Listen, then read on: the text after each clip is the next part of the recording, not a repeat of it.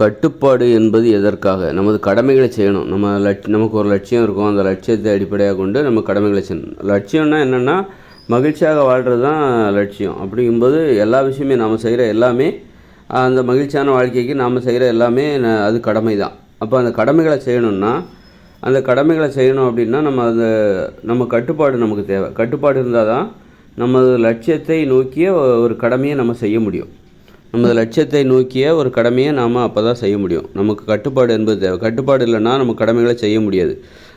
கட்டுப்பாடு இல்லாதவர்கள் செய்கிற கடமைகள்லாம் இருக்குல்ல, அது கண்டிப்பாக லட்சியத்தை நோக்கி அழைத்து செல்லாது. அதனால் கடமையை செய்வதில் நாம் பிடிவாதமாக இருக்கணும். அதே மாதிரி அந்த கடமையை செய்வதற்கு காரணமாக இருக்கிற கட்டுப்பாடுகளை கடைபிடிப்பதில் நாம் பிடிவாதமாக இருக்கணும். ஏன்னா கடமை செய்கிறதுக்கு எது காரணமாக இருக்குது? கட்டுப்பாடுகள் தான். கட்டுப்பாடுகள் இல்லைன்னா நம்மளுடைய கடமைகளை நம்மளால் செய்யவே முடியாது. அதனால் நம்மக்கிட்ட பிடிவாதம், அதாவது விடாமுயற்சி, கடமைகளை செய்வதில் நமக்கு ஒரு விடாமுயற்சி இருக்கிற மாதிரி, அந்த கடமைகளை செய்வதற்கு காரணமாக இருப்பது எது? கட்டுப்பாடுகள். அந்த கட்டுப்பாடுகளை கடைபிடிப்பதில் நாம் ஒரு விடாமுயற்சி இருக்கணும். கட்டுப்பாடுகளை கடைபிடிப்பதில் நம்மக்கிட்ட ஒரு விடாமுயற்சி இருக்கணும், ஒரு பிடிவாதம் இருக்கணும். பிடிவாதமாக விடாமுயற்சியுடன் கட்டுப்பாடுகளை கடைபிடிக்க வேண்டும். அந்த கட்டுப்பாடுகள் தான் நமது லட்சியத்தை அடைவதற்கான கடமைகளை செய்வதற்கு உதவுகிறது. அதனால் கடமைகளை செய்வதற்கு நமக்கு கட்டுப்பாடு தேவை. அது மாதிரி கடமைகளை செய்யும் போதும் அதுலேயும் ஒரு விடாமுயற்சி இருக்கணும்.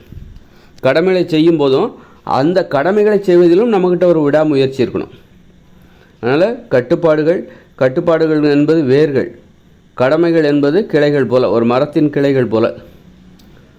ஒரு மரத்தின் அந்த கிளைகள் உயிர் வாழ்வதற்கு எது தேவைப்படுது? அந்த வேர்கள். அதனால் கட்டுப்பாடுகள் என்பது வேர்கள், கடமைகள் என்பது ஒரு மரத்தின் கிளைகள் போல். அதனால் நம்ம கட்டுப்பாடுகளை கடைபிடிப்பதிலும் நமக்கு ஒரு விடாமுயற்சி இருக்கணும். தினந்தோறும் உணவு கட்டுப்பாடு, அப்படி ஒரு நாள் விட்டுட்டு ஒரு நாள் அப்படி அலட்சியமாக இருந்தாலும் உணவு கட்டுப்பாட்டை கடைபிடிக்கவே முடியாது. அதனால் உணவு கட்டுப்பாடு, உடற்பயிற்சி, அப்புறம் பொழுதுபோக்குவதில் கட்டுப்பாடு, எல்லா வேலையும் முடிச்சிட்டதுக்கு அப்புறமா சாயந்தரம் எப்போவுமே ஒரு 5 மணிக்கு அப்புறம் தான் பொழுதுபோக்கு, சாயங்காலம் 5 மணிக்கு அப்புறம் தான் அல்லது 6 மணிக்கு அப்புறம் தான் பொழுதுபோக்கு அப்படின்னு ஒரு நேர கட்டுப்பாடு இருக்கணும். ஒரு கால அட்டவணை போட்டு தான் அதுக்குள்ளே நீங்கள் உங்களுடைய தினசரி வாழ்க்கையில் கடினமான வேலைகள் அத்தனையும் செஞ்சு முடிச்சுட்டு சாயந்தரம் ஒரு 5 மணி 6 மணிக்கு அப்புறமா தான் நீங்கள் பொழுதுபோக்குற நடைமுறைகளிலே அந்த செயல்களிலே ஈடுபடணும். இது பொழுதுபோக்கு கட்டுப்பாடு. தூங்குவதில் கட்டுப்பாடுங்கிறது சீக்கிரமாக நைட்டு தூங்கிடணும். 9 மணிக்கு தூங்கிடணும் அல்லது 8:30க்கு தூங்கிடணும். அதிகாலையில் 4 மணிக்கு எழுந்திரிச்சிடணும். இதுதான் தூங்குவதில் உள்ள கட்டுப்பாடு. அப்புறம் பாலியல் உறவுகளில் கட்டுப்பாடு. நீங்கள் பாலியல் உறவு முறைகளில் கட்டுப்பாடு, நண்பர்களாக இருந்தாலும் சரி, அது மனைவியாக இருந்தாலும் சரி, கணவனாக இருந்தாலும் சரி, நீங்கள் யார்கிட்ட பிடிச்சு பழகுறீங்களோ அவங்ககிட்ட உண்மையாக இருக்கணும். அது உறவு முறைகளில் உள்ள கட்டுப்பாடு. அதில் பாலியல் உறவுகளிலையும் கட்டுப்பாடு வந்துடும். அது கணவனுக்கு மனைவி உண்மையாக இருக்கிறது, மனைவிக்கு கணவன் உண்மையாக இருக்கிறது.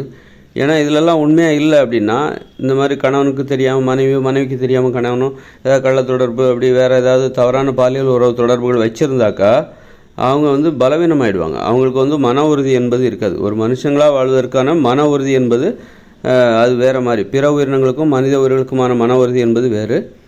மன உறுதி மனித உயிர்களின் மன உறுதி என்பது எதை அடிப்படையாக கொண்டதுன்னா, மனுஷங்க உண்மையாக இருக்கணும். நீங்கள் பழகுறவங்கக்கிட்ட, உங்களை நம்புகிறவங்ககிட்ட நீங்கள் உண்மையாக இருக்கணும். அது எல்லாமே சரி, சகோதர உறவாக இருக்கட்டும், பெற்றோர்களாக இருக்கட்டும், அல்லது நட்பாக இருக்கட்டும், காதலாக இருக்கட்டும், அல்லது கணவன் மனைவி உறவாக இருக்கட்டும், உங்களுக்கு அந்த உறவு முறைகளுக்கு நீங்கள் பழகுறவங்களுக்கு பிடிச்சு பழகுறீங்கன்னா அவங்ககிட்ட உண்மையாக இருக்கணும். அதுதான் அது மன உறுதிக்கு அடிப்படையானது. நீங்கள் யாருக்குமே உண்மையாக இல்லைன்னா உங்களை யாருமே மதிக்க மாட்டாங்க, உங்களை யாரும் நம்பவும் மாட்டாங்க, உங்கள்கிட்ட யாரும் பழகவும் மாட்டாங்க. அதனால் அந்த உறவு முறைகளில் நேர்மையாக இருக்கணும், உண்மையாக இருக்கணும். கட்டுப்பாடு, இது உறவு முறையில் உள்ள கட்டுப்பாடு. இது ரொம்ப முக்கியம். வெற்றி அடைவதற்கு இது ரொம்ப தேவை. அதே மாதிரி பண விஷயத்தில் நேர்மையாக இருக்கணும். கடன் வாங்கினா திருப்பி கொடுக்கணும். ஊழல், லஞ்சம் இதெல்லாம் கூடவே கூடாது. அந்த மாதிரி பண விஷயத்தில் நேர்மையாக இருக்கணும். உணவு கட்டுப்பாடுங்கிறது எதுவும் சொல்லியாச்சு. தானியங்கள், மாமிசம், மீன், உணவு, முட்டை, பால்லாம் சாப்பிடக்கூடாது, தயிர்லாம் சாப்பிடக்கூடாது. அதை தவிர்த்து விட்டு பிற உணவுகளை, காய்கறிகள், பழங்கள், கீரைகள், கிழங்குகள், பயிர்கள், பருப்புகள், இந்த மாதிரியான உணவுகளை சாப்பிட்ணும். இவ்வளோ கட்டுப்பாடுகளை கடைபிடிச்சா மட்டும்தான் உங்கள் கடமைகளை நீங்கள் செய்ய முடியும். ஒரு கடமைகளை செய்வதற்கான ஆர்வங்கிறது வரும். அந்த கடமைகளை செய்ய முடியும். அதனால் கட்டுப்பாடுகளில் பிடிவாதமாக இருக்கணும். விடாமுயற்சியுடன் கட்டுப்பாடுகளை கடைபிடிக்க வேண்டும். அதே மாதிரி கடமைகளை செய்கிறதுலேயும் நமக்கு ஒரு விடாமுயற்சி இருக்கணும். கட்டுப்பாடுகளை கடைபிடிக்காமல் உங்களால் கடமைகளை செய்ய முடியாது என்பதையும் மனதில் வைத்துக்கொள்ள வேண்டும்.